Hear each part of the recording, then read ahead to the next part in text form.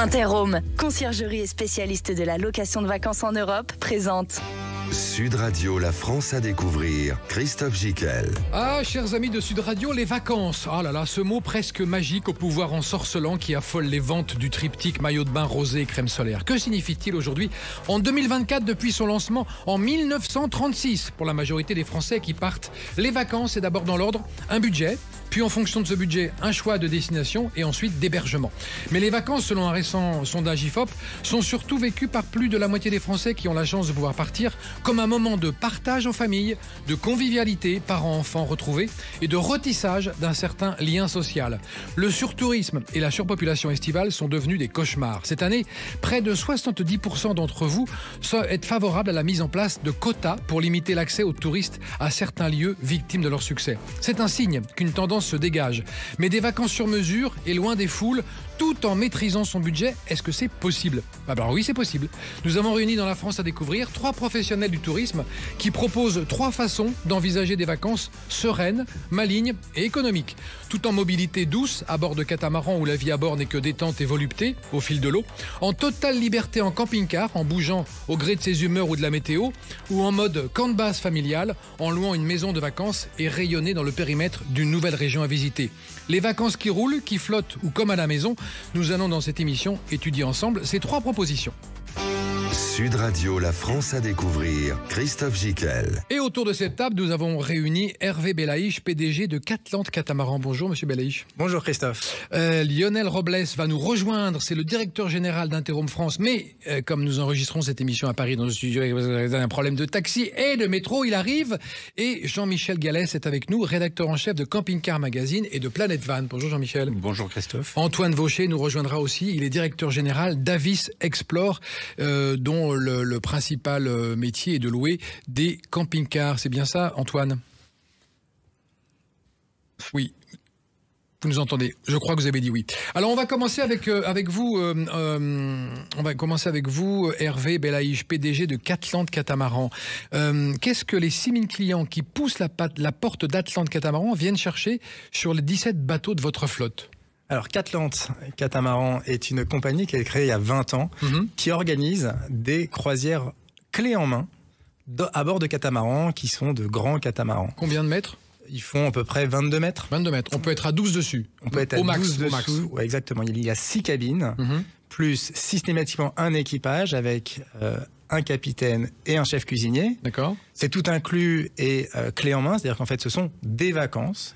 Vous arrivez, vous prenez une cabine, 2 cabines, 3 cabines, ou l'intégralité du bateau. Et d'ailleurs, c'est une spécificité de l'entreprise qui a inventé ce concept de croisière à la cabine. C'est-à-dire vous pouvez vous réserver votre cabine. C'est une manière abordable, facile et très conviviale de partir en vacances. Oui, je crois que l'ADN de votre entreprise, c'est de présenter la convivialité du voyage, comme Exactement, ça. Parce qu'on crée un vrai lien avec les autres passagers. Exactement, comme une chambre d'hôte, comme une maison d'hôte. On peut dire que c'est une maison d'hôte flottante. Exactement. On partage le bateau, mais en même temps, le bateau est suffisamment grand pour qu'il y ait beaucoup d'espaces de vie différents. Il y en a 5 à 7 à bord pour 6 couples globalement ou 6 cabines, plus la cabine, ce qui permet en fait de vivre ses vacances proches de la mer, tout en étant en famille, entre amis, en couple, voire même en solo. Et c'est assez serein comme idée. Très serein, très paisible, comme vous l'avez dit. Au fil de l'eau. C'est très bien. Jean-Michel Gallès, rédacteur en chef Camping Car Planète et Planète Van. Alors vous avez une expertise de 30 ans. Rapprochez-vous du micro, Jean-Michel, du sujet. On évalue le parc de camping-car en France à 500 000, avec une hausse des ventes de 25% après les années Covid. Est-ce que l'engouement pour le camping-car est toujours présent dans le cœur des Français? Oui, dans le cœur des Français, bien sûr. C'est toujours un peu... comment dire, une envie de voyager avec liberté, avec la possibilité de séjourner là où on veut, comme on veut. C'est ça, l'idée principale du camping-cariste, c'est la liberté. Absolument. Pouvoir sauter, de faire des sauts de puce de destination en destination. Tout à fait. Alors que Lionel nous a rejoint, Lionel Robles, dont je vous ai raconté, chers auditeurs, tout à l'heure, les mésaventures à cause de la SNCF. Ça arrive en France assez souvent. Il est avec nous. Rebonjour Lionel. Bonjour. Tout va bien? Oui, désolé pour le retard. Oh c'est pas grave, on arrive juste à temps pour récupérer les plâtres. Lionel Robles, directeur général d'Interhome France. On était en train de discuter de ces façons de voyager qui roulent, qui flottent, ou comme à la maison pour passer des vacances malignes, intelligentes et économiques. On va en parler avec vous tout à l'heure. Je vous laisse terminer, Jean-Michel. Oui, pour dire que c'est la liberté pour le camping-cariste, le premier argument. C'est effectivement le premier argument, et donc il y a beaucoup de gens qui considèrent le camping-car un petit peu comme un jardin secret en fait pour tant que les gens travaillent, effectivement c'est peut-être un petit peu compliqué pour eux. C'est pour ça que dans la population camping-cariste, il y a beaucoup de gens retraités, mais il y a aussi beaucoup d'enseignants. Oui, puis il y a des jeunes qui vont sur les fourgons, maintenant les vannes. Effectivement, ça c'est une des grandes tendances qui s'est détachée après les années Covid.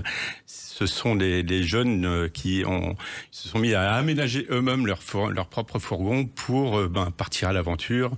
Et puis avec le télétravail, en plus, il y a possibilité aujourd'hui de vivre en camping-car et de continuer à travailler, Ouais.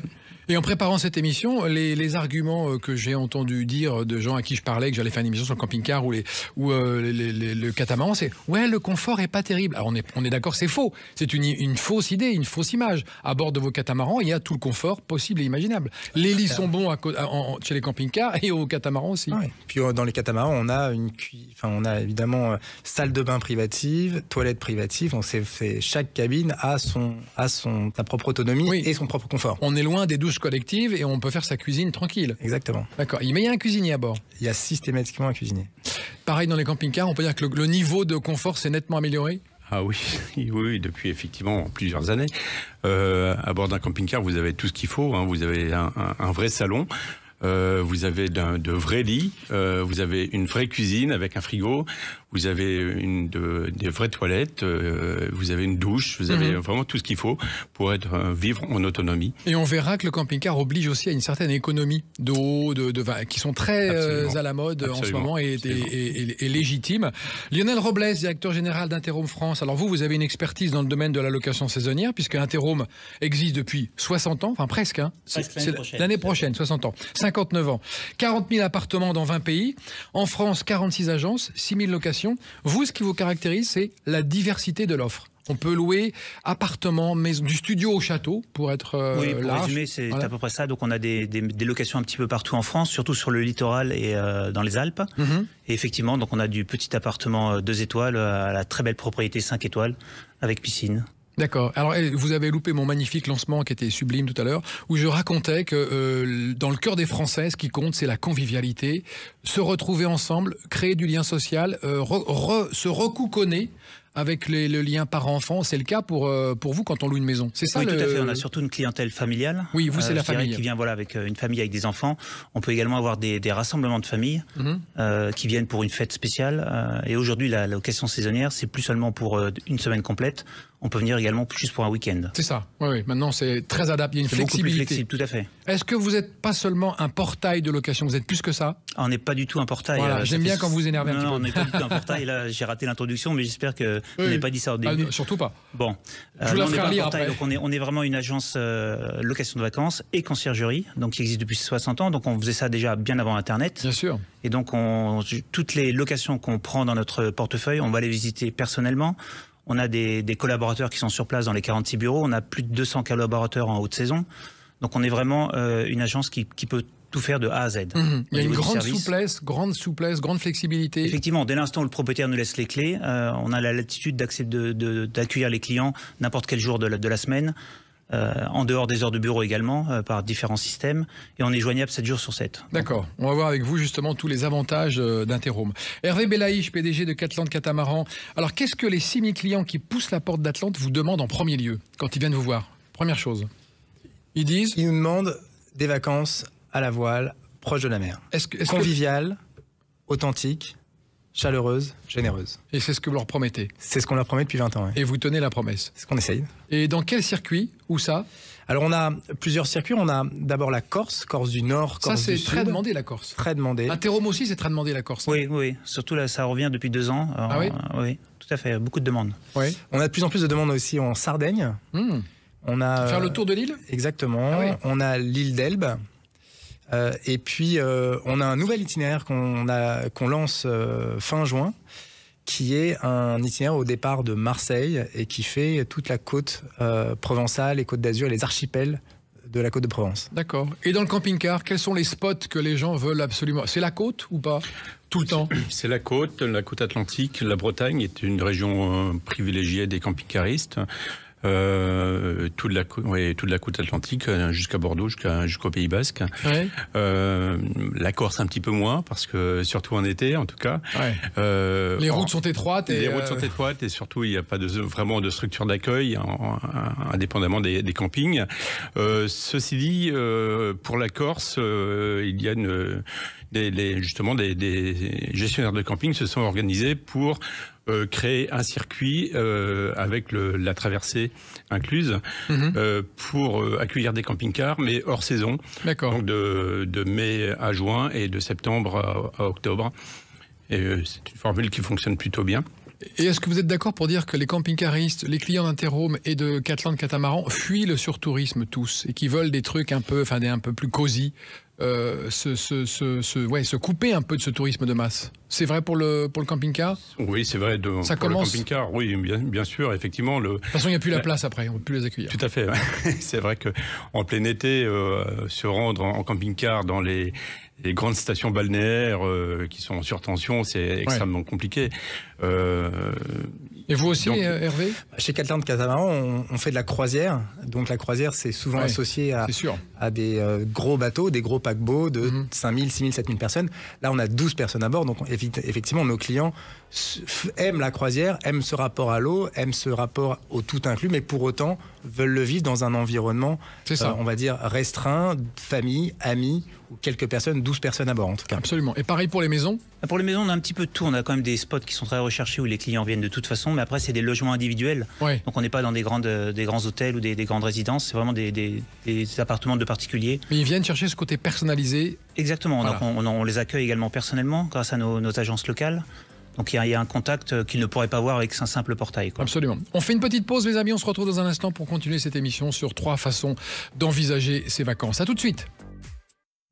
Interhome, conciergerie et spécialiste de la location de vacances en Europe, présente Sud Radio, la France à découvrir, Christophe Gicquel. Et dans la France à découvrir, nous sommes avec nos 3 invités qui nous révèlent comment on passe des vacances qui roulent, qui flottent ou comme à la maison. Hervé Belaïch est PDG de Catland Catamaran, Lionel Robles est directeur général d'Interhome France et Jean-Michel Gallès est rédacteur en chef de Camping Car Magazine et Planète Van.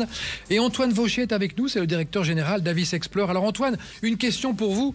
Qu'est-ce que vos clients qui poussent la porte de vos agences viennent chercher en priorité? Sont-ils jeunes, un peu plus âgés? Veulent-ils faire une expérience avant d'acheter? Quel est leur profil psychologique? Alors, on a tout type de clients. On va avoir une grosse partie de clientèle étrangère qui vient découvrir l'Europe, la France. Ah oui. Et les clients français, ça va varier un petit peu au long de l'année. Avis Explore va accueillir des familles pendant les vacances scolaires, donc à partir de Pâques jusqu'à la Toussaint, avec vraiment un pic de mi-juillet à mi-août, comme beaucoup de gens en France. Et sur les périodes hors saison où on va faire de très bonnes affaires au niveau tarifaire, on va pouvoir accueillir des couples, alors que ce soit des retraités, des jeunes ou des actifs qui sont en mesure de prendre des vacances en dehors des vacances scolaires. Combien ça se loue un camping-car chez vous en basse saison, en haute saison, en moyenne? Il va falloir compter entre 350 € pour un week-end, à peu près. Ça va dépendre bien sûr du modèle de véhicule, à 700 à 1000 € la semaine. D'accord. Encore une fois, en fonction de la saison, du type de véhicule. D'accord. Combien ça coûte un camping-car, Antoine? Non, pas Antoine, Jean-Michel. Antoine ou Jean-Michel, les deux, vous êtes les spécialistes. Parce qu'Antoine aurait pu répondre également. Oui, ça vaut cher un camping-car neuf. Oui, aujourd'hui, effectivement, le secteur a subi l'inflation, comme tous les secteurs. Et aujourd'hui, pour acquérir un camping-car en neuf, il faut bien compter 60 000 €. 60 000 oui, le budget de base. Et puis après, ça peut monter très haut. Oui. Avec, voilà. La solution, c'est d'acheter d'occasion? Et avec moins de 5 ans Une des solutions, effectivement, c'est de l'acheter d'occasion, parce que le marché de l'occasion fonctionne très très bien. On l'achète d'occasion chez les concessionnaires, mais aussi entre particuliers. D'accord. Et puis, effectivement, ça permet de réduire le prix. Aujourd'hui, un bon camping-car d'occasion, on peut le toucher à 35-40 000. D'accord. Antoine Vaucher, directeur général d'Avis Explore, on rappelle qu'il faut un permis B, qu'il y a une petite prise en main avant et que vous accompagnez vos clients. Vous leur demandez quel est votre projet de vacances. Effectivement, une spécificité de notre flotte, c'est d'être intégralement accessible au permis voiture traditionnel, donc on n'a pas du tout de poids lourd. Et on part du principe que nos clients ne connaissent pas l'utilisation d'un camping-car, donc on va passer un bon moment avec eux au départ afin qu'ils puissent être autonomes justement à la fois sur la conduite du véhicule, mais aussi la gestion de l'eau, de l'énergie, du gaz. Le but, c'est qu'ils puissent accéder à cette autonomie tout au long de leur séjour.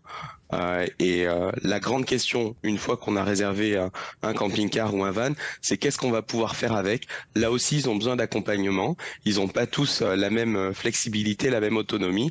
Donc on est en mesure d'aller jusqu'à la création d'un itinéraire sur mesure avec les étapes prévues pour chaque client. Vous leur faites un petit roadbook prêt à partir.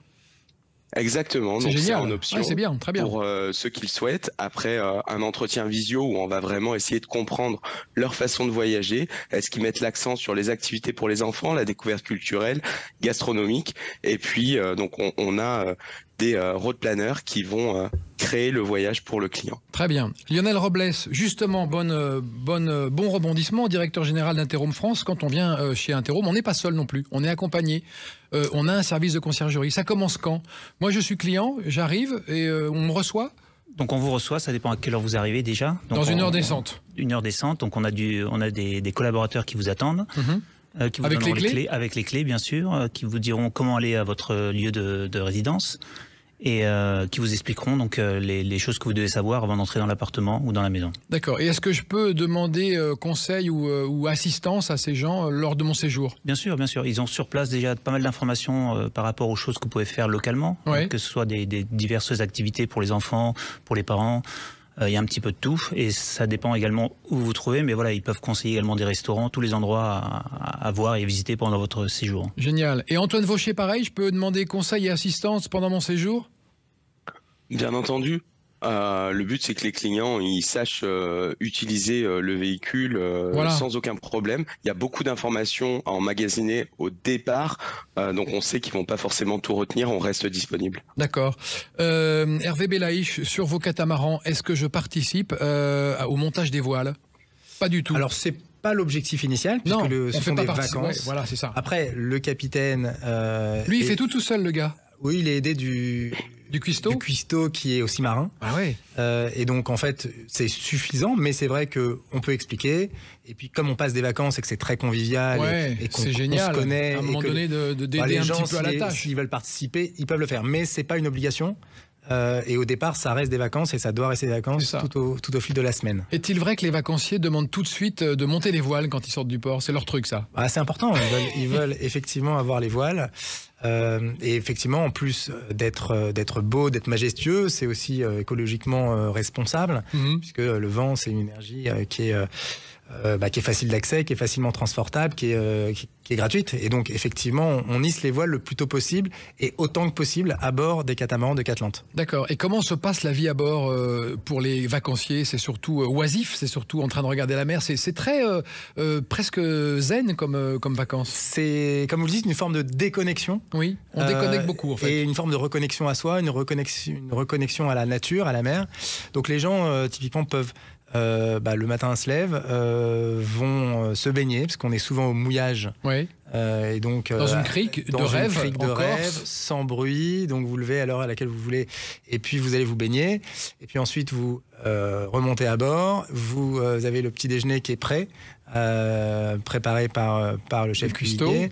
Et puis ensuite, une fois qu'on fait le petit déjeuner, je sais pas, vers 10h, vous allez, le bateau repart, et puis va voir une autre crique vers 11h, et puis vous allez vous rebaigner, vous faites du snorkeling. On fait que se baigner en fait. Snorkeling, paddle, kayak, et puis vous débarquez également. Il y a certaines escales où vous pouvez débarquer. Il y a une annexe. On peut faire la visite de ports locaux. Exactement. Il y a une annexe qui peut permettre donc de débarquer, qui le fait quasiment tous les jours, qui permet de débarquer si vous le souhaitez. C'est très souple chez vous. Il n'y a pas une horaire de navette à 18h, il faut rentrer. On appelle. C'est l'avantage des petits groupes. Ouais, c'est génial. En fait, on s'adapte à ce que veulent. Alors, on a globalement un itinéraire qu'on essaye de respecter autant que possible. Après, l'itinéraire est lié aussi au vent, à la météo et à l'expérience de nos capitaines qui savent à quel moment aller dans quel crique pour qu'il y ait le moins de monde. Par exemple, vous parliez de surtourisme. On fait ensemble en sorte que l'expérience de nos clients soit la plus majestueuse possible. Et donc, dans ce cadre-là, effectivement, le programme est un peu adapté en fonction des contraintes, mais aussi des envies des différents passagers. D'accord. Lionel Robles, est-ce qu'on s'adapte aussi aux nouveaux desiderata des clients chez Interhome? Exemple, on veut pas forcément louer une semaine, on veut louer 3 jours, ou alors, à l'inverse, on est bien, on veut prolonger. Ça, c'est possible? C'est possible, à condition que, bien sûr, que ce soit disponible par la suite, mais en tout cas, vous pouvez réserver de façon assez flexible. Je crois qu'on a un minimum, ça peut être de 2 nuits en très basse saison. En général, c'est 3 nuits le minimum. Et donc, vous pouvez simplement, au moment de la réservation, le signaler. Et une fois que si vous voulez rester, vous avez juste à contacter donc Interhome ou le bureau local qui peut prolonger sans problème. Est-ce que beaucoup de vos maisons sont louées avec des piscines? C'est ce que les gens recherchent les gens recherchent pas mal. Ça dépend. L'été, vous êtes ou bien proche de la mer. Dans l'idéal, c'est proche de la mer avec piscine. Et en plus, le budget est un petit peu différent. Après, on a des appartements qui ont des piscines communes.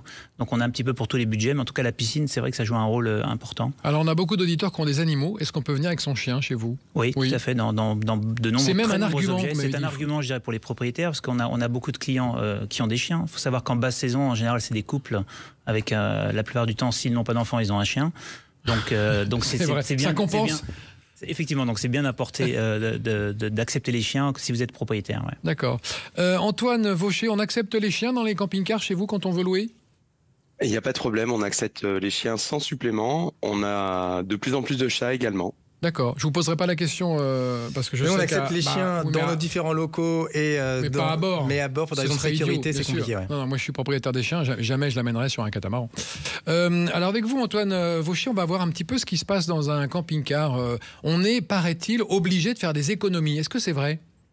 Économie d'eau. En fait, on est limité. On est limité sur les ressources à bord, que ce soit en eau, en électricité ou en gaz. Donc effectivement, on va faire attention. Après, ça dépend de l'étape qu'on a prévue. Par exemple, si c'est une étape où on va être branché sur le 220 volts, il n'y a pas de problème au niveau électrique ou autonomie. Ce que cherchent les gens, c'est un peu... le fantasme de dormir avec son camping-car au milieu d'un champ de lavande.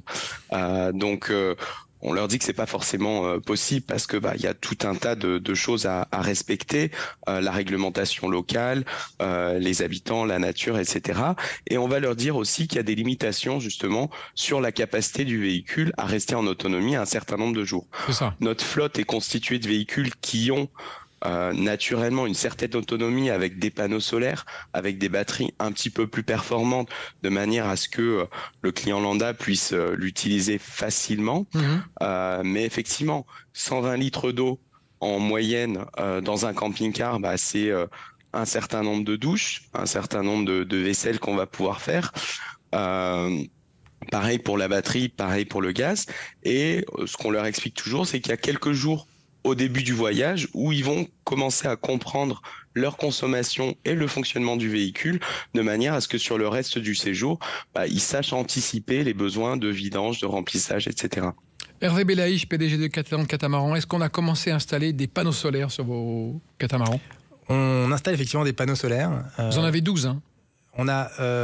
Pas des panneaux, mais des catamarans. On a 17 catamarans. 17, pardon. Et bientôt 18. Bientôt 18, exactement. Et oui, on installe des panneaux solaires avec une forme d'autonomie en énergie. Je vous dis, l'énergie la plus utilisée... C'est le vent. C'est le vent. Ah oui. ensuite le solaire, mais effectivement, ça couvre pas entièrement aujourd'hui, malheureusement, les besoins énergétiques, parce que les panneaux solaires, en fait, la technologie n'est pas suffisante pour pouvoir être aussi performant. Mais peut-être que dans 5 à 10 ans, ce sera complètement possible et on sera les premiers à le pousser. Moi, j'en suis sûr. Merci beaucoup. On va continuer cette émission. Dans un instant, on se retrouve pour parler encore une fois de ces 3 façons d'envisager vos vacances, chers amis de Sud Radio. À tout de suite. Interhome, conciergerie et spécialiste de la location de vacances en Europe, présente Sud Radio, la France à découvrir, Christophe Gickel. Un petit peu pour passer de belles vacances conviviales et familiales, un petit peu pour se retrouver, se ressourcer, un petit peu aussi pour fuir le surtourisme et les endroits où il y a vraiment beaucoup de monde. Nous avons invité Hervé Belaïch, PDG de Catland Catamaran, Lionel Robles, directeur général d'Interhome France, Jean-Michel Gallès, rédacteur en chef de Camping Car Magazine et Planète Val, et Antoine Vaucher, directeur général d'Avis Export, pour nous parler de ces 3 façons différentes d'envisager vos vacances. Une question pour vous, Jean-Michel Gallès. Alors, le camping-car a redoré un petit peu ses lettres de noblesse. La motorisation est plus sympa, elle est moins polluante, elle est plus performante.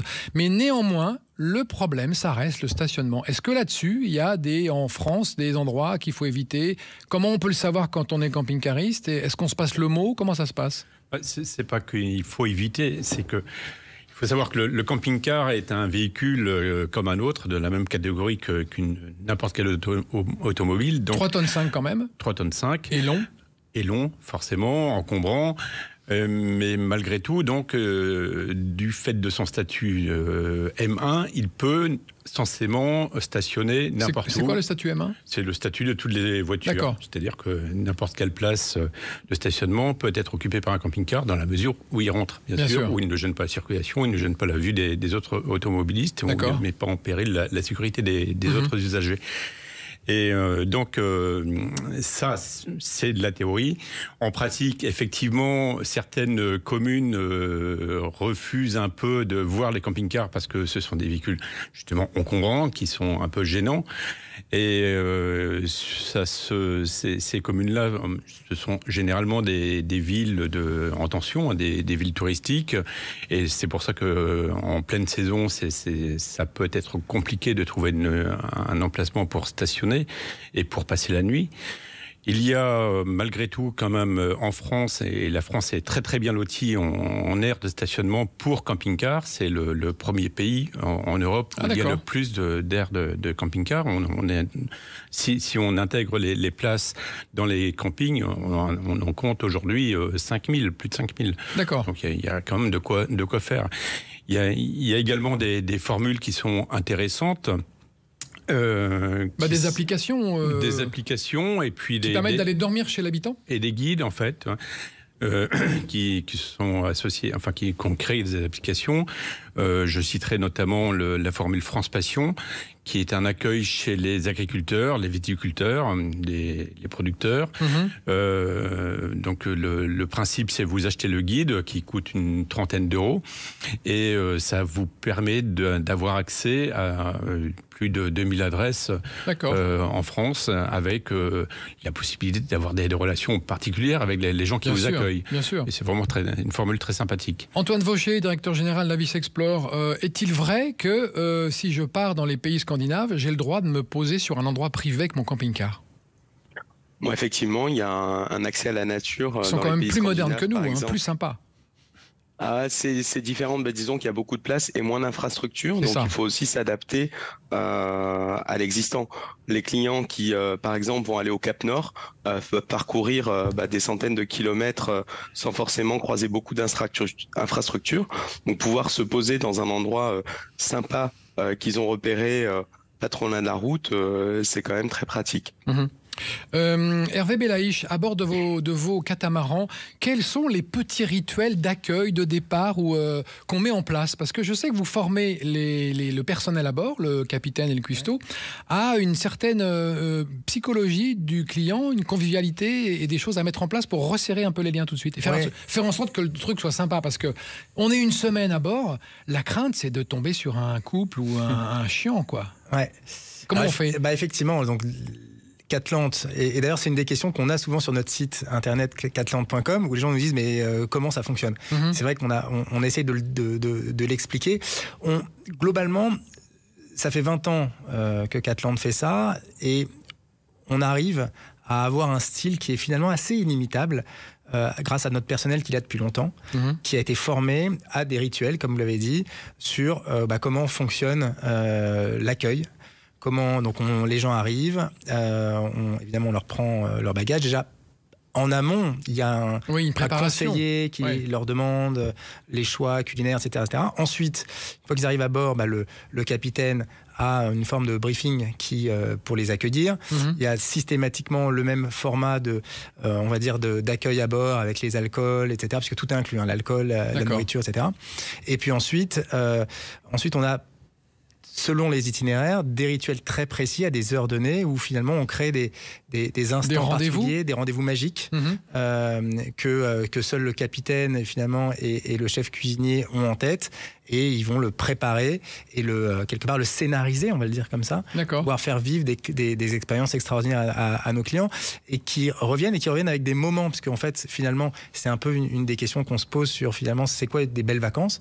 Des belles vacances, c'est souvent des moments très précis de convivialité, de partage, d'échange, comme vous l'avez dit, de chaleur humaine, d'authenticité, et qu'on essaye quelque part de mettre en œuvre sur ce type de croisière chez Catlante. Parce qu'il faut qu'il y ait quand même une sauce qui prenne un peu à bord. Oui. Il y a quand même 12 personnes qui ne se connaissent pas au départ. Ouais. Certaines ne parlent pas forcément français d'ailleurs. En général, vous regroupez ? Oui, on regroupe. Nos capitaines et nos chefs cuisiniers sont français, francophones. On est drapeau français, donc on a toute cette histoire-là, culture-là. 99% de nos clients sont français. D'accord. Donc c'est français à bord, c'est de la nourriture française, etc., locale mais française. Et en fait, ce qu'on essaye d'organiser, c'est justement ces moments de partage et de convivialité qui permettent en fait de vivre. Par exemple, souvent pour les clients qui reviennent, on leur offre une bouteille de champagne. Ah oui. Voilà. Et donc d'entrée de jeu, bim. Voilà, exactement. Et souvent, on enjoint en fait la personne à le partager. Bien sûr. Et c'est une manière en fait de partager sa bouteille. On vous offre une petite bouteille, vous n'allez pas la boire tout seul quand même. On est 12. C'est une forme de chaleur humaine, exactement. Ouais, c'est bien. Ce qui permet en fait de faire un client content, le client qui revient, et puis qui dit non mais c'est pas moi qui vous l'ai offert, finalement c'est Catlante Catamaran. C'est bien. Et donc ça crée tout de suite une ambiance chaleureuse.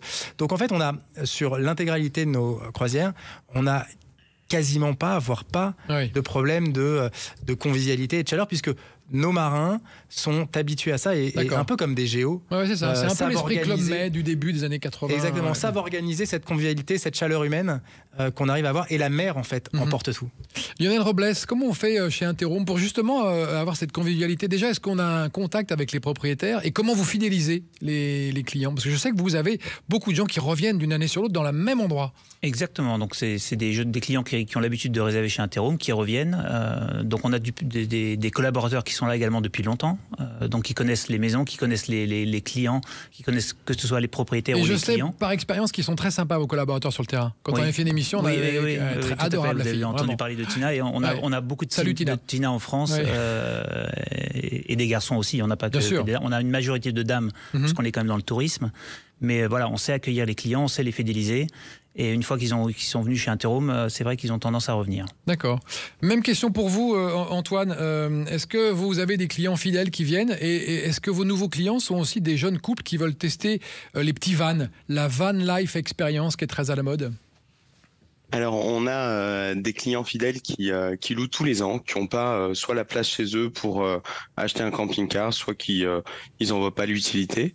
On a pas mal de premiers utilisateurs, donc des gens qui n'ont jamais utilisé de camping-car, que ce soit sur des profils un petit peu jeunes qui ont envie d'essayer, mais également des moins jeunes qui ont eu un camping-car pendant des années et qui se posent la question pourquoi pas un van, qui ont envie d'essayer, ou alors qui ont repéré un modèle en concession qui hésite avec un autre, et qui veulent tester les différentes configurations. La chance qu'on a, c'est d'avoir des véhicules neufs, donc qui correspondent au modèle disponible en concession, donc ça permet aux gens de tout de suite se faire une idée de ce qu'ils vont pouvoir vivre par la suite. D'accord. Dans l'équipement qu'on trouve dans les camping-cars, est-ce qu'il y a la télévision? Vous allez me dire oui, évidemment, Antoine. Alors non. Ah voilà, très bien. Nous, on ne met pas de télé dans nos camping-cars. Pas de télé dans les camping-cars chez Avis Explore. Non, on offre en général un jeu de Uno ou de quoi passer des soirées sympathiques en famille. On va plutôt encourager les gens à voilà, se concentrer sur les moments en famille, à se parler. Et puis parce qu'il y a des petites contraintes techniques sur la télé dans le camping-car qu'on préfère, voilà, on préfère la simplicité pour un véhicule de location. Il y a déjà beaucoup de choses sur lesquelles ils vont devoir se concentrer. C'est pas la peine d'en rajouter. Hervé Belaïch, même question. Est-ce qu'il y a la télévision sur vos catamarans? Il n'y a pas la télévision, mais on n'a jamais eu la demande non plus. Parce que les gens ne s'ennuient jamais. Très bien. Est-ce qu'on est loin des côtes? Non, on n'est pas loin des côtes. Donc on a toujours le contact téléphonique? Parfois ça peut couper? Alors ça dépend des destinations. Aux Grenadines, à Saint-Barth ou à Antigua, pas forcément, aux Seychelles non plus. Enfin, pas tout le temps. Sur les côtes françaises, oui, il n'y a pas de problème. Donc c'est globalement du cabotage. Donc on n'est pas très loin des côtes. Mais par contre, la nuit, effectivement, on dort au mouillage, donc avec un silence assez fort, total. Et donc, il n'y a pas la télé, parce qu'il n'y a pas forcément besoin d'ailleurs de télé. Mais par contre, s'il y a pour des questions d'urgence, etc., il y a toujours le téléphone. De toute façon, il y a toujours un téléphone satellite à bord dans tous les cas. Oui, donc pour des ondes de sécurité. Absolument. Et est-il vrai que la durée moyenne de navigation, ça peut aller 3-4 heures, mais pas plus? On ne va pas voyager des 6 heures, des 12 heures, non. Sauf cas particulier sur un ou deux itinéraires donnés. En général, les gens aiment bien naviguer, mais aiment bien naviguer un peu. D'accord. Ils aiment les moments de convivialité qui se font souvent au mouillage, à terre, et qui se font au moment où on voit le coucher de soleil, le lever de soleil, où on va se baigner. Et donc, on fait 3 fois 1 heure, typiquement, de navigation. Alors faites-nous rêver, vous qui connaissez bien votre produit, quelle est l'image, carte postale que vous avez en tête? C'est quoi? C'est une mer turquoise aux Seychelles? C'est une crique en Corse? C'est quoi vos 2-3 spots qui vous ont impressionné ces derniers temps?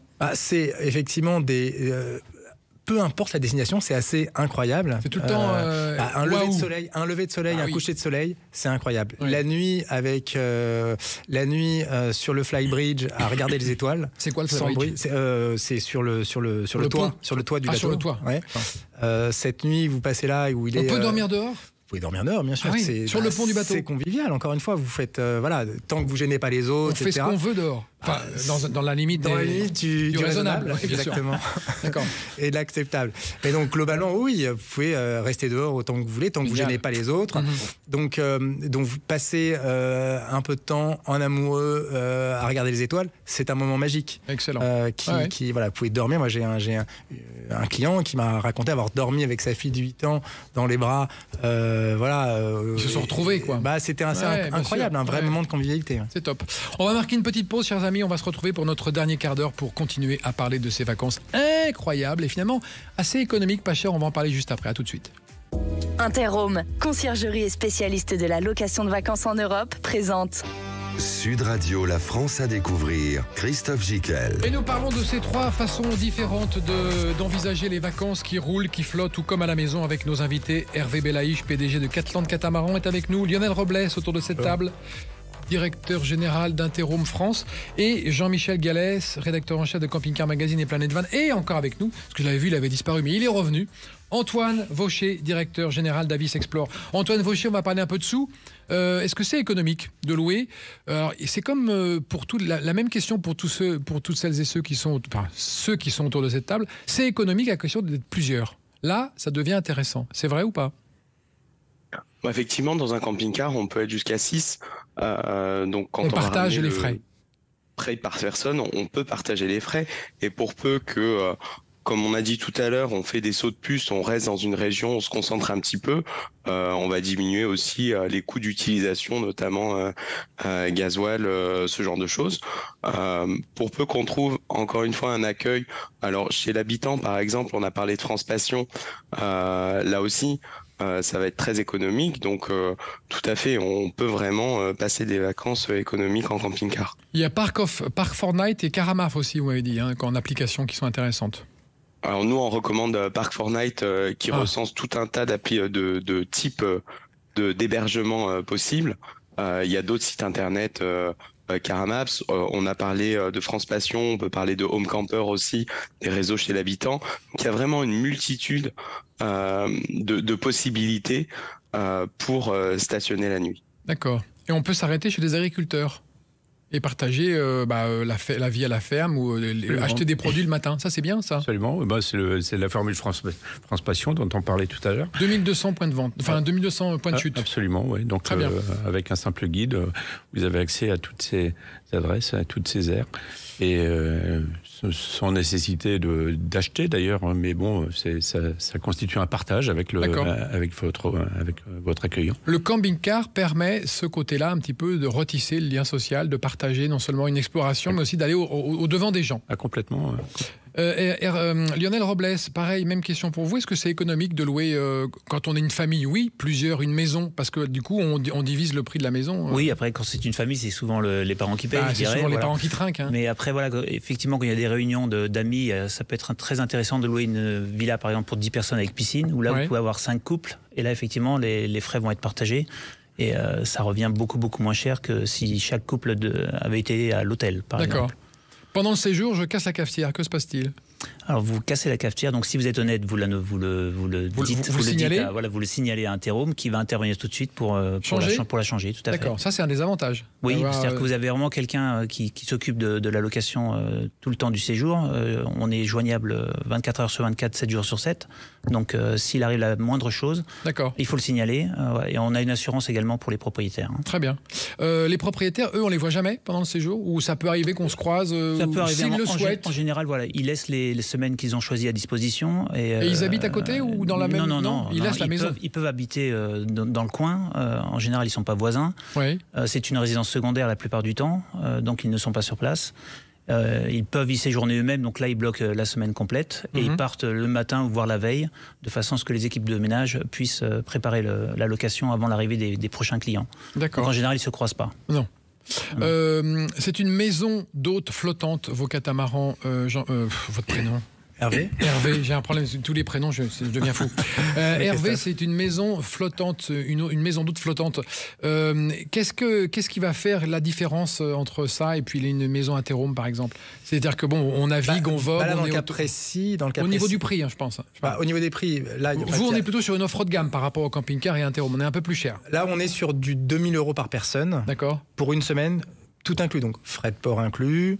Le nourriture, alcool aussi, d'accord. La personne qui vous fait à manger, la vaisselle, le ménage, tout ça est inclus. Donc ça va. Donc 2000 € par personne. C'est une forme abordable parce qu'on partage le catamaran, effectivement, lorsqu'on décide de le partager. Donc passer une semaine à 2000 € hors acheminement aux Seychelles, en Corse, aux Grenadines ou à Saint-Barth, ça reste beaucoup plus économique, l'air certaine, que l'équivalent en hôtellerie. Il y a des basses saisons, hautes saisons chez vous aussi? Oui, on a des basses saisons. Globalement, les vacances scolaires sont plutôt des hautes saisons et les vacances non scolaires, les périodes non scolaires, mai, juin, ou septembre, novembre, sont plutôt des plus basses saisons, effectivement. Est-ce qu'on peut louer une cabine seule? Oui, on a des tarifs spécifiques pour les personnes qui veulent louer seules.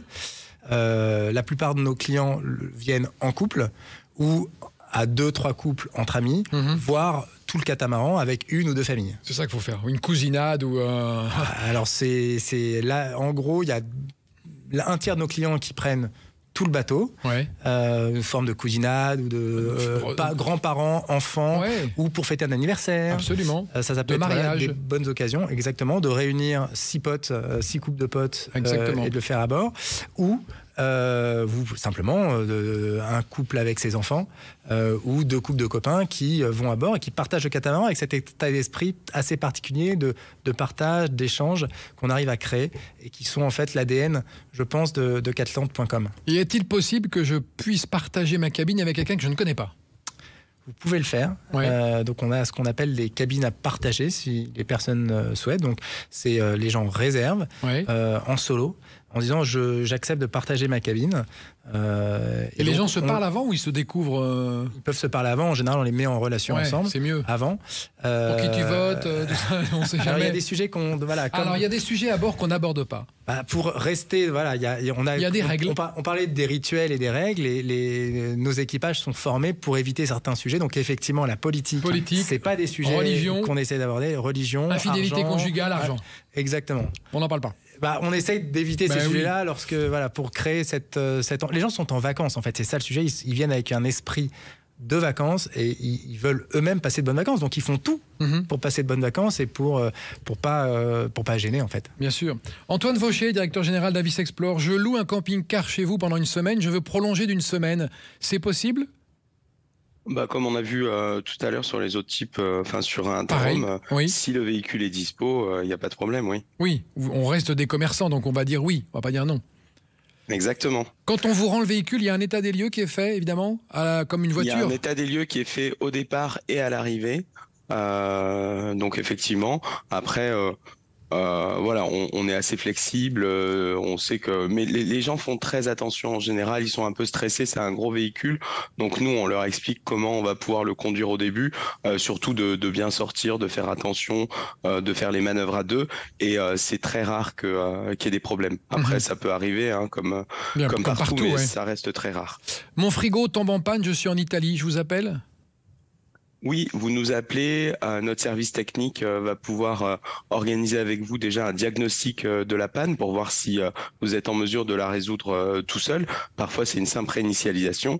Et s'il y a besoin d'intervenir physiquement, va pouvoir prendre rendez-vous pour vous dans le réseau SAV de la marque du frigo pour que vous puissiez, pendant vos vacances, directement être dépanné. Et est-ce que vos camping-cars sont pucés ? Est-ce que vous savez où ils sont quand vous les louez ou pas ? Non, hein ? Pas forcément. Alors non, ça pose des problématiques de protection des données personnelles. Bien sûr. Donc ça peut arriver, mais ça reste pas forcément la majorité des véhicules. D'accord. Une question pour vous. Je retrouve votre prénom. Jean-Michel Gallès, rédacteur en chef de Camping Car Magazine. C'est facile de conduire un camping-car quand on n'en a jamais conduit, pour les auditeurs qui nous écoutent, qui veulent se lancer et qui n'osent pas. Qu'est-ce que vous leur donnez comme conseil ? Comme le disait effectivement Monsieur Vaucher, là, effectivement, il faut prendre quelques précautions parce que ça reste un véhicule. C'est quoi le plus dur ? C'est le stationnement ? Le stationnement, effectivement, il vaut mieux être à deux, se faire guider. Demandez à votre copilote de descendre pour effectuer la marche arrière que vous souhaitez entamer. Et puis, sinon, il faut faire aussi attention au gabarit quand on est sur une route. Je pense notamment à certains tunnels dans certaines villes, notamment à Rouen, il y a des trémies et il vaut mieux éviter de passer dessous, parce que ce sont des véhicules qui font quand même jusqu'à 3 mètres de haut. Donc, à un moment donné, il faut être très attentif à la hauteur. La hauteur et puis le porte-à-faux arrière également. Il faut, qui sont des porte-à-faux arrière assez longs. Donc, il faut prendre des virages assez larges. Puis on y arrive toujours. Oui, on y arrive. Enfin, surtout, ne jamais paniquer et prendre son temps. Ne pas se préoccuper des gens qui peuvent éventuellement klaxonner derrière, peu importe. Lionel Robles, directeur général d'Interhome France. Qu'est-ce que le concept de workation ? Parce que là, on sort un petit peu du cadre des vacances. Alors, le workation, c'est une contraction de work et vacation. Et donc, ce qui permet à des professionnels qui veulent, pendant les vacances de monsieur ou de madame, travailler. Donc, c'est des logements qu'on a sélectionnés pour une très bonne connexion Wi-Fi, un emplacement spécifique pour travailler, un bureau séparé. Et c'est une chose qui marche très très bien ces derniers temps. Ça marche fort en ce moment. Ça marche fort, surtout avec le télétravail. Donc, on a vraiment même des couples qui partent comme ça, travailler dans une maison de vacances. Donc et c'est pas forcément des artistes, des écrivains ou des musiciens, c'est des gens qui bossent. C'est des gens qui bossent, qui peuvent sont salariés d'une entreprise. Exactement, qui peuvent être dans des call centers, qui peuvent Et ça c'est pris en charge par l'entreprise, une moitié ou pas ? Non, pas du tout. C'est à la charge des. Ça dépend des entreprises. Je sais que chez Interhome, par exemple, les employés peuvent le faire. Ils ont droit à 30 jours de workation par an. Oui, tout à fait. Et en plus mettre à disposition des maisons Interhome pour les employés. On va les bosser chez Interhome. Voilà. Jean-Michel, mais c'est ça, hein ? Oui. Non, Hervé, pardon. Un problème avec les prénoms. Hervé, est-ce qu'on peut bosser à bord de vos catamarans facilement ? Si on a besoin. On n'a pas envie, en fait. On n'a pas envie, voilà. Très bonne réponse. Très bonne réponse. Donc on ne bosse pas. Non, on bosse pas. Enfin, c'est pas l'objectif. On a de toute façon une liaison possible. Une liaison possible, mais les gens sont vraiment en vacances. Ils déconnectent, au contraire. Et donc, on fait tout pour qu'ils aient pas envie de travailler. On leur donne bien à manger. Il y a l'apéro. Donc, le concept, c'est justement de se déconnecter de la vie quotidienne pour mieux se reconnecter plus tard, peut-être, pour être peut-être encore plus travailleur. Mais en tout cas, à ce moment-là, c'est un moment de pause, de calme, de sérénité. et une forme de retour à la nature. Parfait. Nous avons 20 secondes pour terminer cette émission en me donnant votre coin préféré en France. Jean-Michel Gallès. Je vais dire la Dordogne. La Dordogne, très bien. Ouais. Antoine Vaucher, directeur général d'Avis Explore. Votre coin préféré où vous aimeriez aller, où vous allez aller, ou que vous conseilleriez à nos auditeurs, là maintenant pour 2024? Ce serait les Alpes. Les Alpes, très bien. Lionel Robles. Le golfe du Morbihan. Le golfe du Morbihan.